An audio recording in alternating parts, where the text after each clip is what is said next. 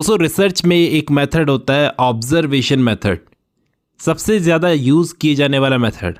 आज मैं इसको ब्रेक डाउन करने की कोशिश करूँगा कि क्यों ये बहुत ही इम्पॉर्टेंट मेथड है और सब इसका यूज़ क्यों करते हैं। जैसे मैं आपको एक एग्जांपल देकर समझाता हूँ।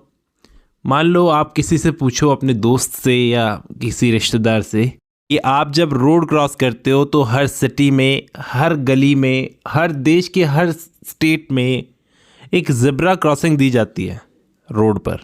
क्या आप उसका यूज़ करते हो? क्या आपको उसका मतलब पता है? तो वो बोलेगा हाँ हाँ हमेशा। ख़ास तौर पर उनके चलने के लिए ही बनाई जाती है वो ज़ेब्रा क्रॉसिंग।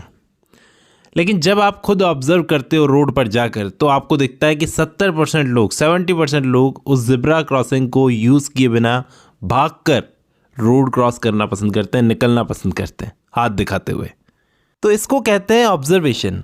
जब हमें रियल बिहेवियर दिखता है किसी इंसान का, आप खुद जाकर जब ऑब्जर्व करते हो।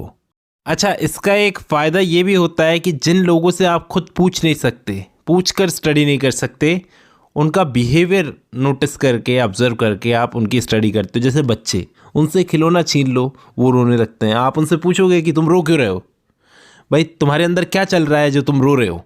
जैसे जानवर हो गए, दिमागी रूप से बीमार लोग हो गए, ऐसे लोगों से इंटरव्यू नहीं ले सकते, ऐसे लोगों से सवाल नहीं पूछ सकते, तो इनको ऑब्जर्व ही करना होता है। तो ये एक बहुत ही साइलेंट मेथड है, इसमें लोगों की परमिशन की ज़रूरत नहीं होती। लोग वैसे क्वेश्चनर्स भरना नहीं चाहते, आपको पता हो तो काफ़ी सारे लोग होते हैं जो इंटरव्यू में पार्टिसिपेट नहीं लेना चाहते, इंटरव्यू देना तक नहीं चाहते। इसलिए रिसर्च में हम ऑब्जर्वेशन टेक्निक का यूज़ करते हैं। ये बहुत ही काम की टेक्निक होती है।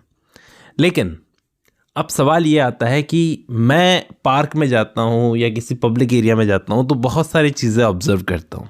जब मैं फ्री बैठा रहता हूँ तो क्या मैं भी रिसर्च कर रहा हूँ? भाई दिन भर में हम कितना कुछ नोटिस करते हैं अपनी लाइफ में, क्या हम सब रिसर्च कर रहे हैं? नहीं। एक जनरल ऑब्जर्वेशन अलग होती है, एक साइंटिफिक ऑब्जर्वेशन अलग होती है, दोनों में फ़र्क होता है। ऐसे तो पता नहीं आप दिन भर में क्या क्या ऑब्जर्व करते हो, बेकार की जानकारी, वो साइंटिफिक नहीं है ना। साइंटिफिक ऑब्जर्वेशन प्लानिंग से होती है कि हमें क्या ऑब्जर्व करना है, सिस्टमेटिकली रूल्स फॉलो करके हमको ऑब्जर्व करना होता है। एक्यूरेट तरीके से रिकॉर्ड किया जाता है सब कुछ जो भी ऑब्जर्व किया है। पर्सनल ओपिनियन नहीं होता बिल्कुल भी। जैसे तुम एक कैंटीन में बैठे हो, कैजुअली देखकर बोला कि आजकल तो मैंने देखा है सारे के सारे कोल्ड ड्रिंक पीते हैं, ना काउंट किया, ना लिखा, ना प्लान किया, बस देख लिया और बोल दिया। तो ये नॉन साइंटिफिक तरीका है। ऑब्जर्वेशन साइंटिफिक तब बनता है जब आपका पर्पस क्लियर होता है कि क्यों ऑब्जर्व कर रहे हो। प्लानिंग होती है कि क्या देखना है, कैसे लिखना है। एक्यूरेटली रिकॉर्ड करते हो, कुछ भी अपनी तरफ से नहीं रिकॉर्ड करते। वैलिडिटी और रिलायबिलिटी होती है, रिपीट किया जा सकता है, कोई और रिसर्चर आए वो भी रिपीट कर सकता है उन्हीं चीज़ों पर। तो ये साइंटिफिक तरीका होता है ऑब्जर्व करने का।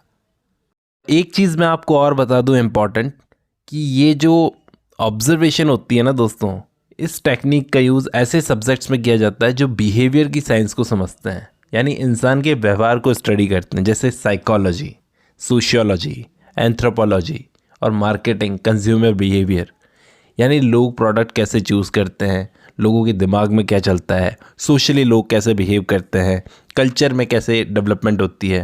ये सारे सब्जेक्ट जो भी मैंने नाम बताए आपको, ये सारे इंसान के बिहेवियर पर टिके हुए हैं। इनमें ऑब्जर्वेशन मेथड चलता है, लेकिन कुछ लिमिटेशंस भी है इस मेथड की।